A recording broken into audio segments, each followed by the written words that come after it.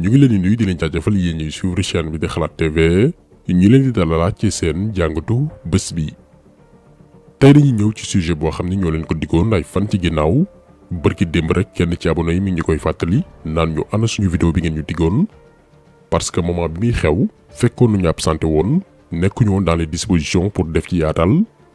muy lu bees ci dossier Sweet Beauté gannaaw bu ñu dégluwee docteur Alfousseyni Gaye fin avril. gynéco bi defaloon Adji Sarr certificat médical bi nga xam ni moom la boole woon ak plaintam dem déposer ko section de recherche ñun ñu gëm ni gannaaw bu ñu ko dégluwee ba noppi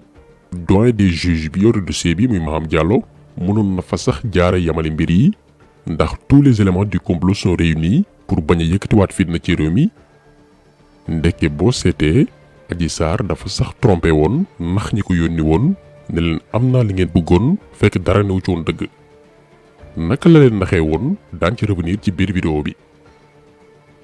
bu ngeen gisee nag ñu mel ni ñun nekk di topp dossier bi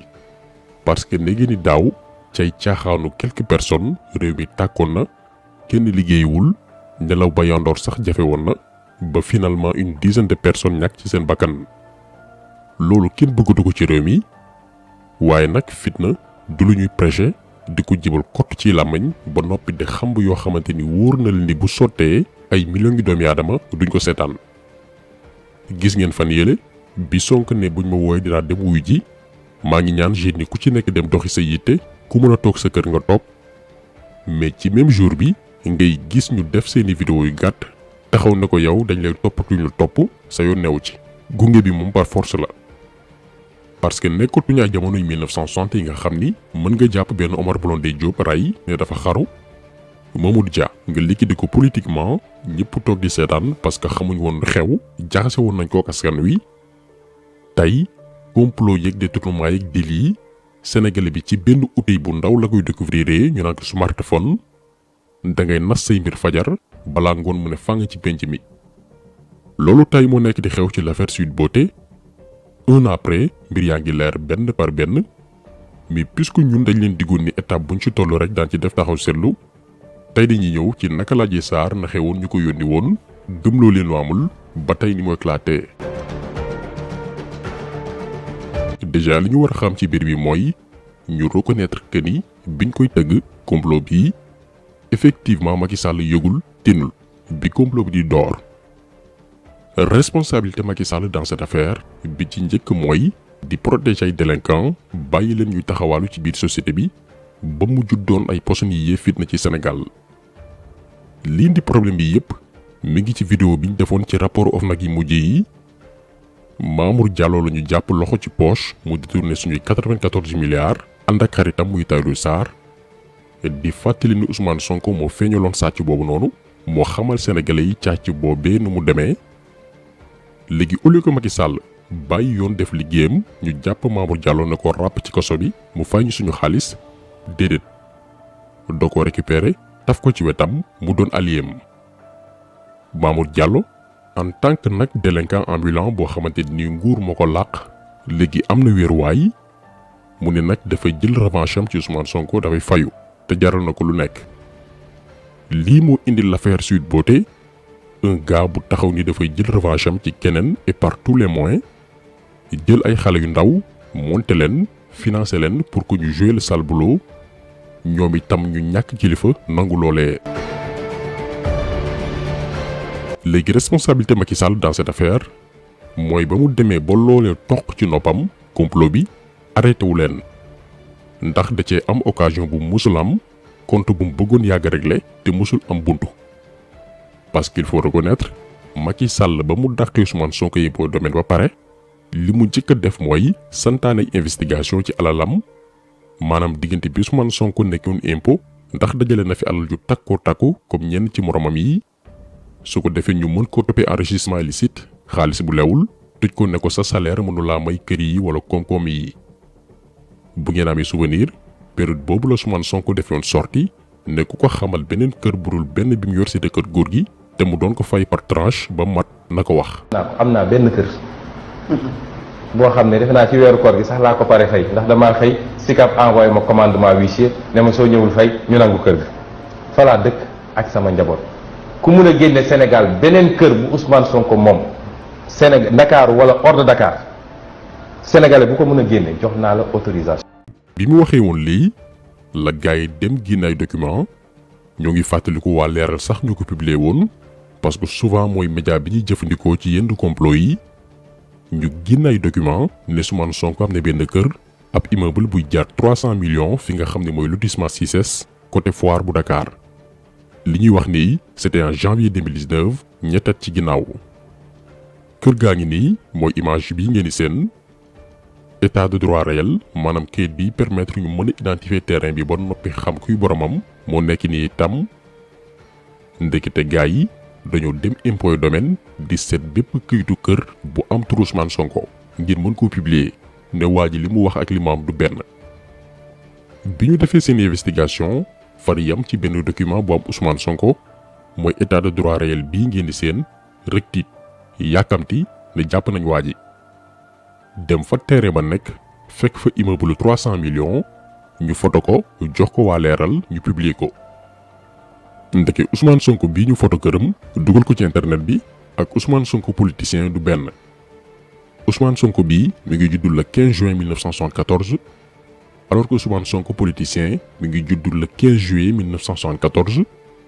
ñoo bokk at bi ñu juddu bokk dëkk bu ñu juddoo muy Thiès waaye weer lañu magantee. gaa yàkkamti daal di koy publier te vérifier wuñu que ni du même personne bi tur lii ak année de naissance moo leen boole. complot bi échoué donc comme que Macky Sall yàgg naa seet di seetantal waa ji fu ne gisul lu mu ko mën a toppee bi Mamour Diallo toggee complot ba noppi mu yëg ko da ca jafandu di coordonné ki fi newoon procureur muy Bassirou Gueye kooke di xamb taal bi di garaawul dossier bi ne nag am naa occasion tey ngir terminer ci mbiru waa ji définitivement comme que seet nañ ko fu nekk mënuñ koo jàpp bi mooy sunu sànni tàccu. donc lii parenthèse bu ñu bëggoon leeral la pour wàllee ni gars yi dossier bi lu mu leen jaral mooy seen seule occasion te bëgguñ ko raté waaye malheureusement Adji Sarr da leen nax waxu leen dëgg te ñu li ñuy posé mooy est-ce que ñoom conscient nañ ci ne Adji Sarr daf leen trompé naka la leen trompé nag ci la ñuy ñëw. bi Mamour Diallo yi génn Ousmane Sonko dafay maase woo ci benn institut de la place. kii di Sidi Ahmed Mbaye daal di koy informer loolee ci la Mamour Diallo recruté booy bi muy Sidi Ahmed Mbaye fay ko jëlal ko logement bu sorewul ak fi institut bi nekk jox ko oto pour mu gën a jege Adji Sarr di ko defloo di ko waxloo lii moom umpatul kenn leer na. c'est bon xalaat naa ci affaire yi et je suis prête en fait mais j'aurais préféré toog ak yow ak kooku ñu waxtaan tout ça kon ko instant bi nag nekkoo fi xaw ma nu muy demee. mais bëgguma jël benn risque di envoyer vocal et tout ça mais loolu. mais Ameth xam man lan laa gis mu gën a yomba di jënt numéro Ousmane Sonko explique ko nu mu demee naa ko temps laa soxla mais le reste man maa bëggul ay ma génn ci ay journal wala yeneen ak yeneen wóor na ma ne su amee sama photo dina génn comme photo gel bi nu mu génnee ñooy laa bëggul. léegi yow xoolal rek la ma la wax nii. Ameth man damay xalaat ñi ma xam ñu nekk ci état bi yëpp gis nga loolu su xasee ba jàll kenn dootu la ñemee comprendre nga ñëpp dinañ naan ni gel bi nii gel bi naa man yooyu lay xalaat yooyu lay sóoraale billaay. ak affaire yi ni muy demee su ma envoyé vocal bi fu muy dem. après ñëpp xamee sama baat tu vois mu nekk ci internet bi et tout ça billaay mën naa jël sama responsabilité mais yow nga toog comprendre nga moom mu toog. mais pas ma envoyé le vocal bi yow nga transféré ko wala nga koy déglu loolu ñëpp mën na ko capturer. complot bi nag lenn la woon mooy na Adji Sarr fexe ba sëkk ak dara Ousmane Sonko su ko defee ñu mën ko yóbbu hôpital defal ko rapport médical ne dañ ko violé yóbbu mbir yi ci yoon. en contrepartie moom Adji Sarr ñu fay ko génne ko réew mi mu mëne beneen vie de luxe te lii Mamour Diallo moo ko confirmé ci audio bi ko Adji Sarr enregistré woon maanaam deal bi mooy. après ñu génne le Sénégal. te dama am benn contrat ak yow li nga waxoon mooy bis bu procès bi jàllee day ñu wutal passeport day ñu ñëw tukki bis bu procès bi jàllee day ñu wutal passeport day ñu ñëw tukki. gannaaw gi ñuy rëbb Ousmane Sonko matin midi soir biir Sweet Beauté ba bésu 2 février 2021 bi mu fay ñëw pour une séance de massage. jour bi nag la Adji Sarr ndax ñi ko yónni woon gëmloo leen li ngeen ma santoon am naa ko parce que moom jàppoon na ni buñ ko yóbbee hôpital ba mu porté plainte ba noppi mission am jeex na dañ koy wutal visa dagal ko billet avion jox ko xaalis mu génn réew mi gannaaw gi lañ koy yóbbu hôpital général Idrissa Pouye bu Grand Yoff ñu gën koo xam ci CTO fekk fa un médecin bu ñu naan Alfousseyni Gaye muy gynéco bi ñu déglu fan yee weesu te ci biir audition am mu daal di confirmer que ni complot am na partie boobu daañ ci revenir moom médecin bi daal di def liggéeyam comme ni mu waree ba conclure ci rapport médical am ne waxtu yi mujj yi Adji Sarr déclaré sëyul ak benn góor rax ci dolli ba mu ñàkkee ndawam yàgg na këyit bii la Adji Sarr booleeg plaintam dem déposer ko section de recherche léegi ñoom yi fi cuune ñu def mooy bi médecin bi defee rapport bi ba fermer ko ci enveloppe jox leen mooy ubbiwuñ ko xool lan moo nekk ci biir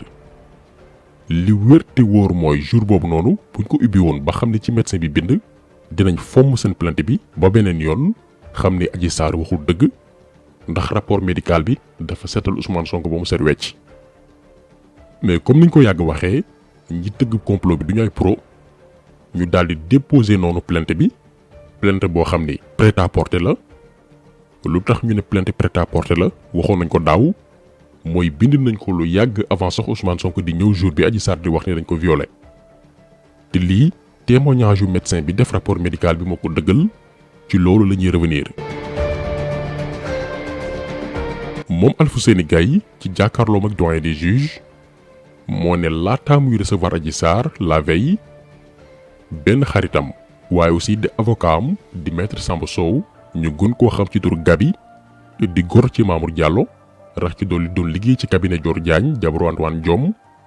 da ko woowoon téléphone ne ko naal booleeg benn xale bu jigéen boo xam ni benn waay da ko sonal ci mbiru viol nga daal di ma koy consulteel nee na boobu moom xamul li xew. lu tax ñu ne leen Adji Sarr dañ ko bindal plainte laata sax bés bi mu wax ni lañ ko violé plainte bi jiitu le soi-disant viol daaw bi coow li bare ba turu maître Dior Diagne génn ci moom Dior Diagne ngir rëcc ci coow li dafa bind le 9 mars 2021 ne maître Samba Sow moo xaatim plainte Adji Sarr bi moo bind ko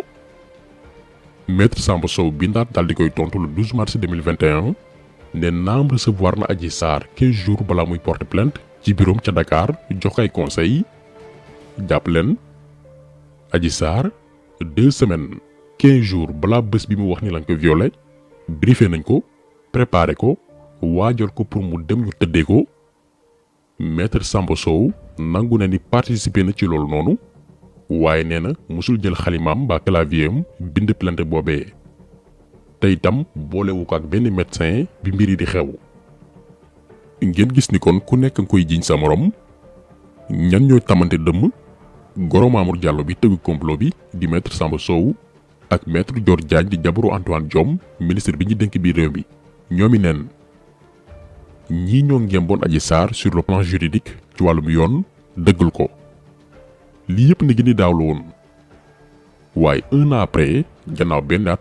liñ naan yàlla ay ci potum buur ku ne la nga waxoon daaw